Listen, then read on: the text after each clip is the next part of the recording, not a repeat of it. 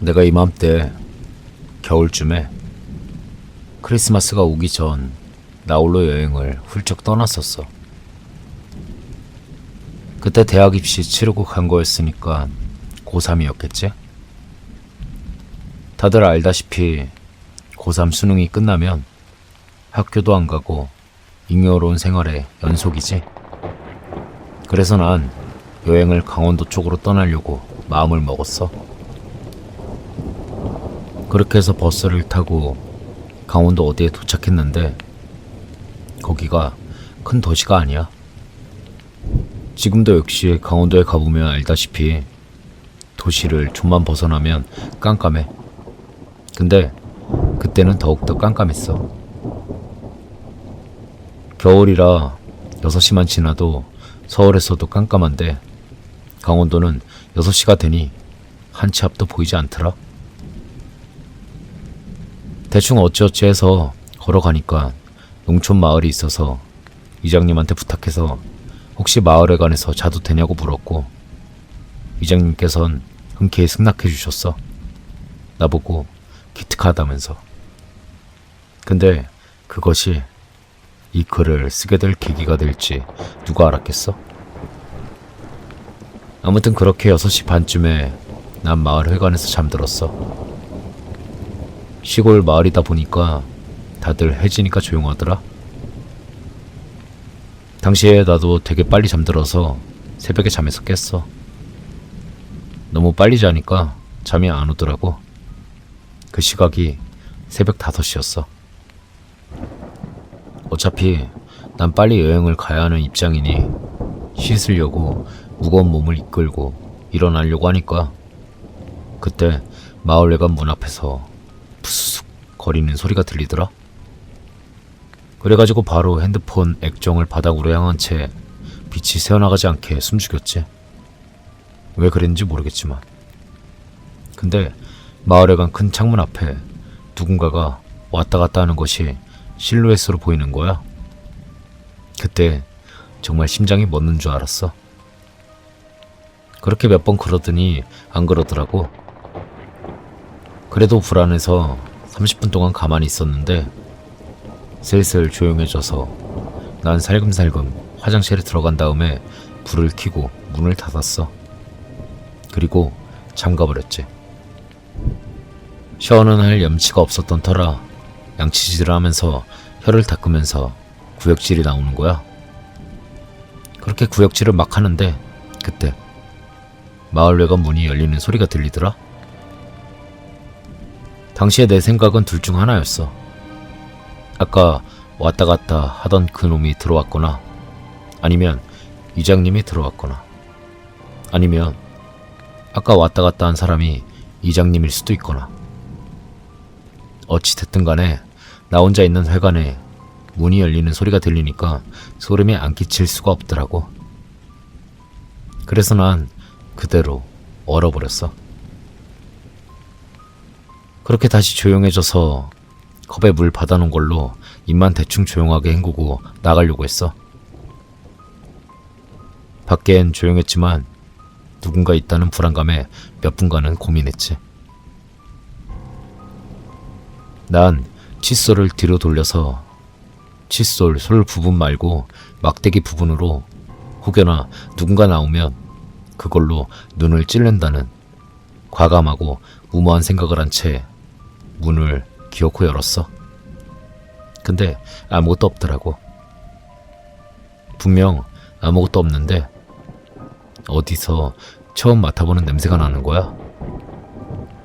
정말 내 생에 그렇게 지독하고 더러운 냄새는 맡아본 적이 없었어. 거기다 아무도 없으니 더 무서운 거야. 그래가지고 회관의 불을 후다닥 켰지. 그러니까 조금 나아지더라. 그래도 겨울인지라 내가 그 지랄을 떨어도 6시가 조금 넘었는데 아직도 어두컴컴하더라고. 그렇게 난 긴장한 채로 6시 반쯤 지나니 이장님이 오셔가지고 잘 잤냐고 안부를 묻더라. 그래서 내가 좀 이상하다고 얘기를 했더니 이장님이 한숨을 쉬시면서 에휴, 또 그랬구만. 라고 하면서 혼자 중얼거리더라고. 그래가지고 내가 그게 무슨 소리냐고 다시 되물었는데 그때 이장님이 자세히 얘기해주더라. 마을에 정신이 좀 이상한 70세 할아버지가 있는데 6.25 전쟁 후유증으로 사람이 오면 되게 긴장을 하고 경계태세를 하신다고 하더라고. 근데 그게 심하면 자신이 너보다 세다는 걸 보여주려고 동물을 죽이거나 또는 미친 짓을 한대.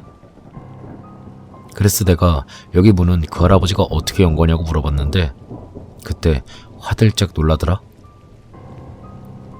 마을회관의 문키를 갖고 있는 사람이 이장님이랑 부인밖에 없다는 거야.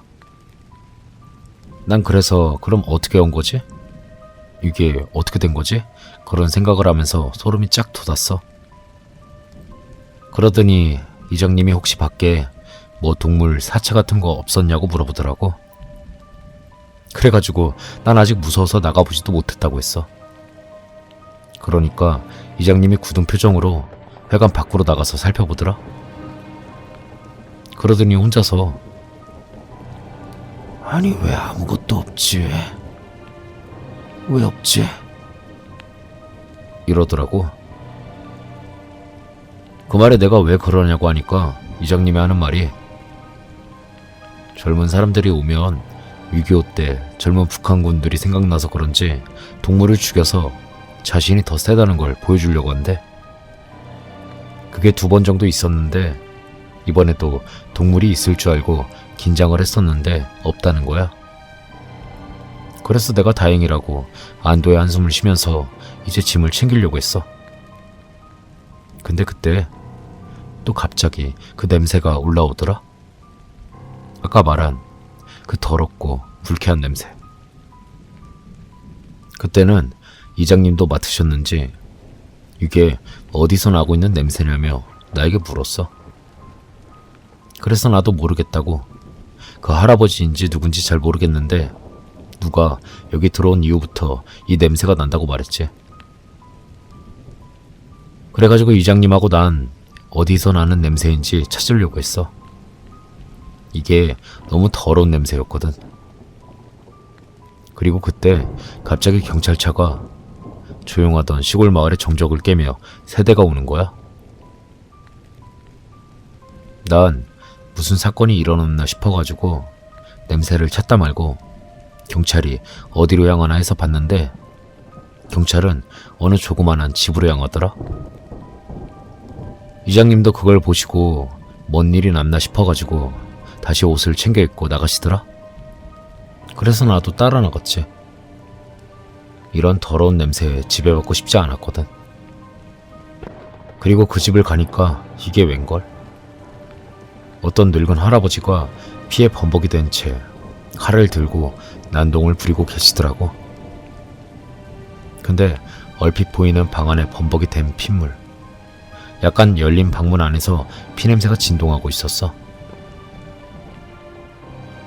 이장님은 어린 나에게 충격적인 현실을 보여주고 싶지 않았는지 날 다시 마을 회관으로 끌고 가면서 얘기하더라고. 미안하다. 아니에요. 아마 저 사람일 거다. 오늘 회관에 온 사람이. 그때 소름이 일순간 쫙 돋았어. 회관에 도착해서 이장님이 날 걱정해서인지 좀 앉아있으라 하시더라고. 자긴 아까 거기에 다시 가봐야 할 것 같다고 그러면서. 그래서 알겠다며 난 그 더러운 냄새에 압도당한 채 소파에 멍하니 앉아있었지. 그리고 어디서 나는 냄새일까 이 냄새 하면서 난 다시 근원지를 찾고 싶었어. 그렇게 냄새에 짓눌린 몸을 이끌고 일어나서 마루랑 싱크대를 뒤졌어. 근데 어디에도 없더라고. 대체 어디일까? 그렇게 막 찾다가 TV 뒤를 봤어. 근데 여기에 웬 여행용 가방이 있는 거야. 그리고 아마도 냄새는 여기서 나는 냄새 같았어. 그래가지고 그걸 들어올리려고 하니까 이게 생각보다 몇 배는 더 육중해서 난 힘겹게 들어올려서 코를 막은 채 한 손으로 가방 지퍼를 여는데 거기에 웬 동물 살? 그런 게 보이는 거야. 그리고 그때 갑자기 경찰이랑 이장님이랑 마을 사람들이 회관으로 다 뛰어오더라. 그리고 난 마치 썩은 생선이 있는 검은 비닐을 들춰내는 것처럼 아무 생각 없이 지퍼를 더 내렸고 거기선 생기가 없는 사람의 머리가 떼구르르 구르면서 바닥을 붉게 물들게 했어. 난 그 이후에 실신했어. 그리고 응급실에서나 그 머리가 누구 것인지 들을 수 있었지. 내가 정말 세 보였나봐. 그 사람한텐. 그가 날 압도하기 위해 그가 죽인 건 그의 부인이었어. 그의 안부를 물어보니 그는 결국 자살했다고 하더라. 내가 조용하던 마을에 피바람을 불어온 것 같아서 난 집으로 바로 돌아갔고 몇 번 자해도 했었어. 정신과 상담도 여러 해 걸쳐서 했고 3년 전쯤에야 정신과 치료를 겨우 마쳤어. 근데 나는 그를 욕할 수 없었어. 자신의 부인을 죽일 만큼 아팠던 전쟁의 아픔을 누가 욕할 수 있겠어? 그는 사회가 만들어낸 희생자일 뿐이라고 생각해. 나는.